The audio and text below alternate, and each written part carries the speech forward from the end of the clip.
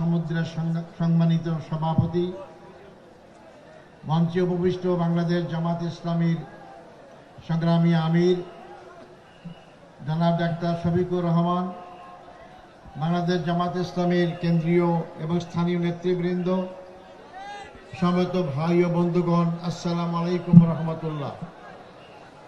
অমুসলিম ভাইদের প্রতি থাকলো আমার আন্তরিক মোবারকবাদ। সাংবাদিক বন্ধুগণ, তাদের প্রতি থাকলো আমার আন্তরিক মোবারকবাদ। সংগ্রামী ভাই ও বন্ধুগণ, আমি আপনাদের সাথে মিলিত হতে পারবো এটা কোনো সময় চিন্তায় আসেনি। আমি কারাগারে ফাঁসির কাস্টে ঝোলার জন্য প্রস্তুত ছিলাম। আল্লাহ যে আমাকে ফাঁসির মঞ্চ থেকে জনতার মঞ্চে নিয়ে আসবে এটা আল্লাহ ছাড়া কেউ জানতো না। আজকে আমি ফাঁসির মঞ্চ থেকে লক্ষ জনতার মঞ্চে হাজির হয়েছি। সবই আল্লাহর মেহেরবানি, আল্লাহর রহমত। যে গলায় আমার দড়ি রশ্মি ঝোলানো কথা ছিল সেখানে আমার ফুলের মালা পড়ে, সবই আল্লাহর রহমত। আমার ফাঁসি দেওয়ার জন্য যে সমস্ত সাক্ষী সুবোধ জোগাড় করা হয়েছিল আপনারা শুনেছেন ইতিমধ্যেই, তাদের মাধ্যমে মিথ্যা সাক্ষী দিয়ে আমাকে ফাঁসির কাস্টে ঝোলার চেষ্টা করা হলো। আল্লাহ আমাকে মুক্ত করেছেন। আমার পরিবার থেকে আমি সম্পূর্ণ বিচ্ছিন্ন ছিলাম।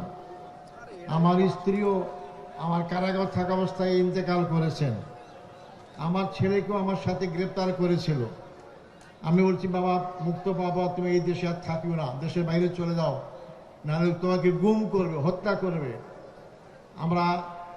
আমার পরিবারের লোকরা শোকাহত, তুমি যদি আবার গুম হও তা আরও তারা কষ্ট পাবে। এভাবে আমি পরিবার থেকে সম্পূর্ণ বিচ্ছিন্ন। কিন্তু আপনাদের দোয়া, আল্লাহর রহমতে আমি আবার আপনাদের মাঝে আসতে পেরেছি। এই রংপুর জেলা স্কুল মাঠ, এই স্কুল হচ্ছে আমার প্রাণপুরী স্কুল। এই স্কুলে আমি লেখাপড়া করেছি। এই স্কুল থেকে আমি এসএসসি পাস করেছি। এই মাঠ আমার সব চেনা।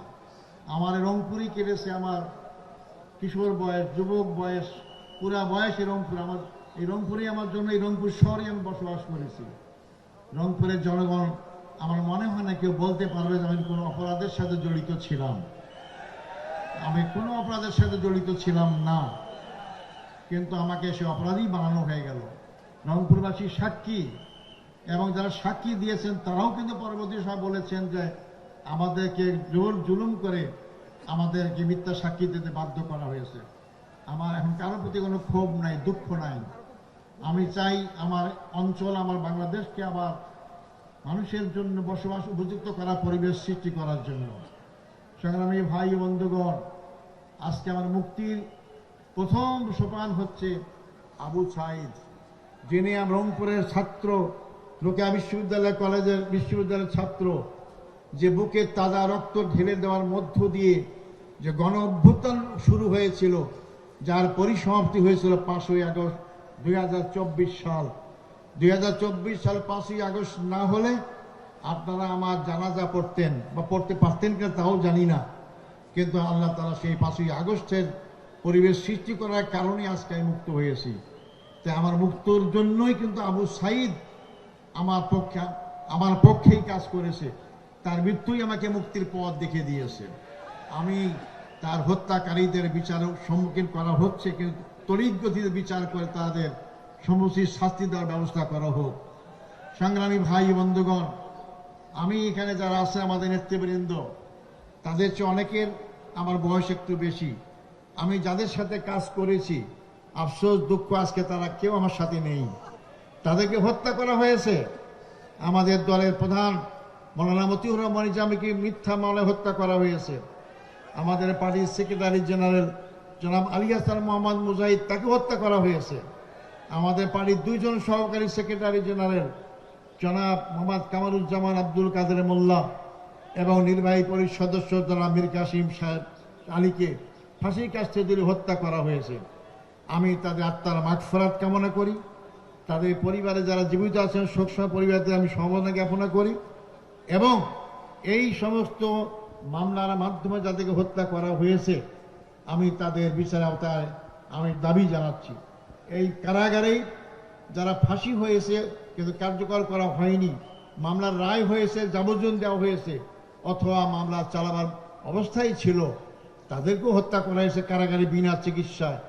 তার মধ্যে অধ্যাপক গোলাম আজম, আপনার নাম জানেন, আমরা মৌলানা আবুল কালাম আজাদ, মৌলানা আবুল কালাম ইউসুফ, তাকে হত্যা করা হয়েছে। মৌলানা আব্দুস সোবহান, যিনি পাঁচবার জাতীয় সংসদের সদস্য নির্বাচিত হয়েছিলেন। যারা যুদ্ধ অপরাধ করে, যারা মানবতা বিরোধী অপরাধ করে, তারা কি জনগণের ভোটে নির্বাচিত হতে পারে? আমি চ্যালেঞ্জ দিয়ে বলতে পারি দুনিয়ার কোনো দেশে এরকম কোনো উদাহরণ নাই। কিন্তু তাদেরকেও তো ফাঁসির কাছে ঝুলাবার চেষ্টা করা হলো। এটাই আজব এক বাংলাদেশ, আজব এক আমাদের ক্ষমতায় যারা ছিলেন তাদের চরিত্র।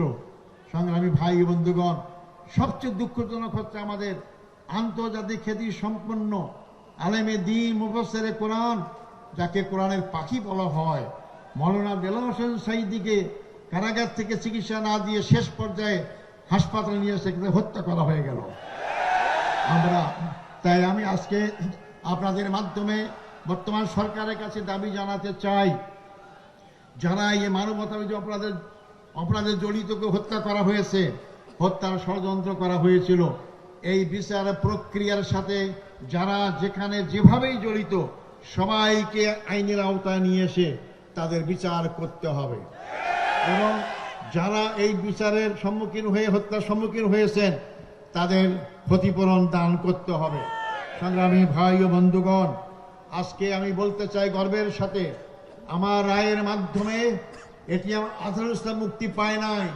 আমার রায়ের মাধ্যমে বাংলাদেশ জামাত ইসলামীর দীর্ঘদিনের মিথ্যা অপবাদ থেকে মুক্তি পেয়েছে। সর্বোচ্চ আদালত রায় দিয়েছে, ন্যায়ভ্রষ্ট রায়। দালাবো হয়েছে, আইনটাই বেআইনি। সেই আইনের মাধ্যমে যাদেরকে হত্যা করা হয়েছে, এই অপবাদ দেওয়া হয়েছে জামাত ইসলামীকে, তারা মানবাধিকার অপরাধ করেছে। আজকে আইনের মাধ্যমে সুপ্রতিষ্ঠিত হয়েছে, আমিও মুক্তি পেয়েছি, ইসলামী আন্দোলন মুক্তি পেয়েছে।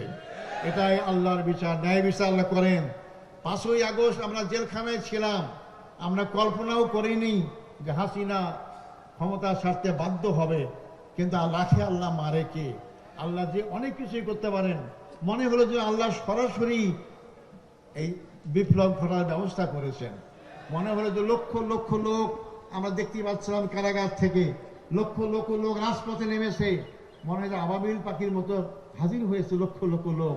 আল্লাহ ফেরেশতারা হাজির হয়েছেন এবং তার পতন হয়েছে। যার পতন হয়েছে তিনি কি বলতেন? শেখের বেটি পালায় না, আমরা পালাই নাই, আমাদের কোন নেতা পালায় নাই। কিন্তু আপনি পালিয়েছেন। কোথায় পালিয়েছেন? যেখানে আপনাদের আসল ঠিকানা, সেখানেই আপনারা পালিয়েছেন। আমাদেরকে পাকিস্তান পাকিস্তান বলেন, আমরা পাকিস্তানে পালাই নাই। আমাদের শহীদ মীর কাসেম আলী মামলা যখন চলে তখন তিনি আমেরিকায় ছিলেন। তাকে বলা হয়েছে আপনি আসবেন না বাংলাদেশে, বিচারের সম্মুখীন হবেন। উনি বলছেন কেন আমি যাব না, আমি কি অপরাধ করেছি? মৃত্যু হলে আমেরিকাও তো হবে, বাংলাদেশেও হবে। তিনি আমেরিকা থেকে বাংলাদেশে এসেছেন, বিচারের সম্মুখীন হয়েছেন, তাকে ফাঁসি দিয়ে শাহাদত করা হয়েছে। তাহলে কারা এই দেশের জনগণকে ভালোবাসে? কারা এই দেশের জনগণের পক্ষে কাজ করে? যারা পালিয়ে যায় তারা, নাকি যারা মৃত্যুর সম্মুখীন হওয়ার পর দেশ থেকে বিদেশ থেকে দেশে আসে তারা? আসল তারাই দেশপ্রেমিক, তাদের দ্বারা এই দেশ রক্ষা পেতে পারে, তাদের দ্বারা এই দেশের সীমানা রক্ষা হতে পারে। সংগ্রামী ভাই বন্ধুগণ, আজকে বাংলাদেশের জনগণকে চিন্তা করতে বলবো। আবেগ দিয়ে 54 বছর কাটিয়ে দিলাম, অনেক স্লোগান দিয়ে জাতিকে বিভক্ত করলাম, কিন্তু জাতির কোনো কল্যাণ করতে পারলাম না। আমাদের সত্যিকার অর্থে আধিপত্যবাদ বিরোধী শক্তি বাংলাদেশের জনগণের পক্ষে সবসময় যারা থাকে, যারা দেশে পালিয়ে যাওয়ার চিন্তা করে না, তাদের দ্বারা এই দেশ নিরাপদ, তাদের দ্বারা এই দেশের গণতন্ত্র নিরাপদ, তাদের দ্বারা এই দেশের জনগণের অধিকার নিরাপদ। তাই আগামী নির্বাচনে সেই চিন্তা আমাদের মাথায় অবশ্যই রাখতে হবে। সংগ্রামী ভাই বন্ধুগণ, আমি যে মুক্তি পেয়ে গেলাম, এটা কি আমার এক্সটেনশন লাইফ না, বর্ধিত জীবন না? আমি তো শহীদ হয়ে যেতাম, আমাকে ফাঁসির ঝুলে আপনার সাথে দেখা হতো না। তা আল্লাহ আমাকে বাঁচিয়েছেন, এটা আমার বর্ধিত লাইফ।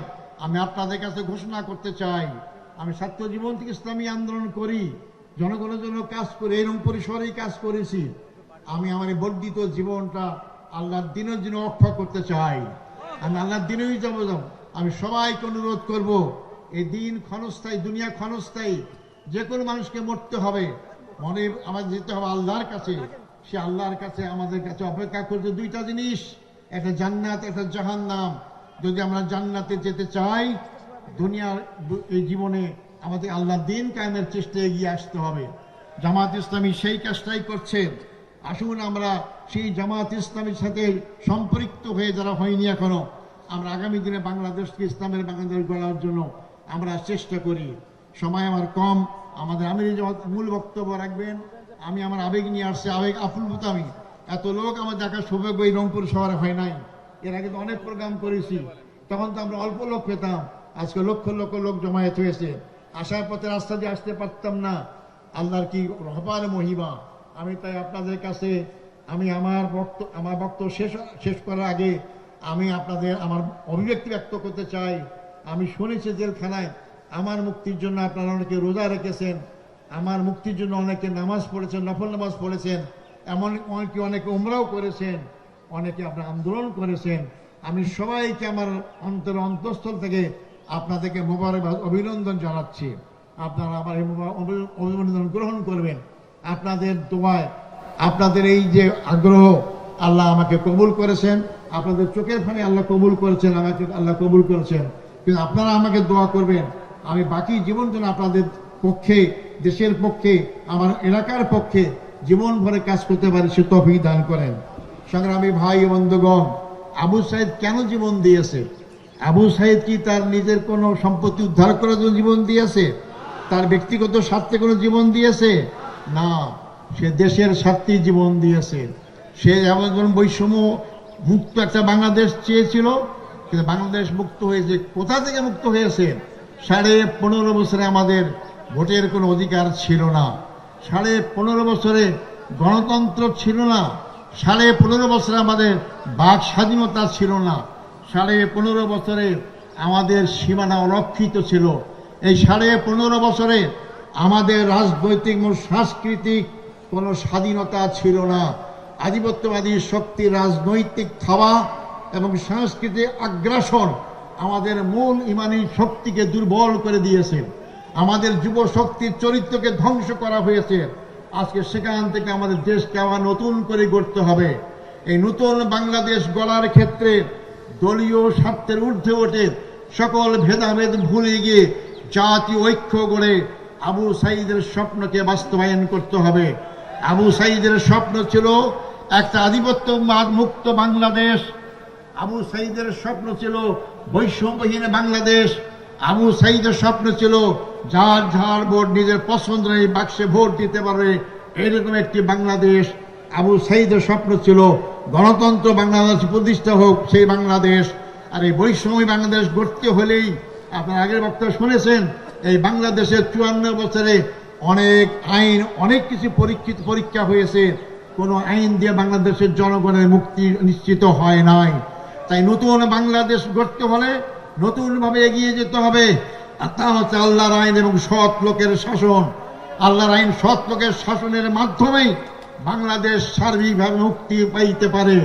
আসুন আমরা সেই আগামী দিনে আল্লাহর আইন, সৎ লোকের শাসনের আন্দোলনের সবাইকে আমরা এগিয়ে আসার আহ্বান জানাই এবং সেই বাংলাদেশ গড়ার জন্য আমরা সবাই সামনে দিকে এগিয়ে যাই। সংগ্রামী ভাই বন্ধুগণ, আপনারা কষ্ট করে এই মহাসমুদ্রে উপস্থিত হয়েছেন, এই জন্য আমি আমার পক্ষ থেকে অন্তঃস্থল থেকে আপনাদেরকে মোবারকবাদ জানাই। আমি আবারও আপনাদের কাছে দোয়া চাই, আল্লাহ যেন আমাকে সুস্থ রাখেন, ভালো রাখেন, এবং যাতে করে আল্লাহ দিনের পথে বাকি জীবনটা আমি ব্যয় করতে পারি, সেই দোয়া কামনা করে এবং আবারও আপনাদের সামনে হাজির হওয়ার আশা ব্যক্ত করে আমার বক্তব্য এখানে শেষ করছি। আসসালামু আলাইকুম রহমতুল্লাহ ওয়া বারাকাতুহু।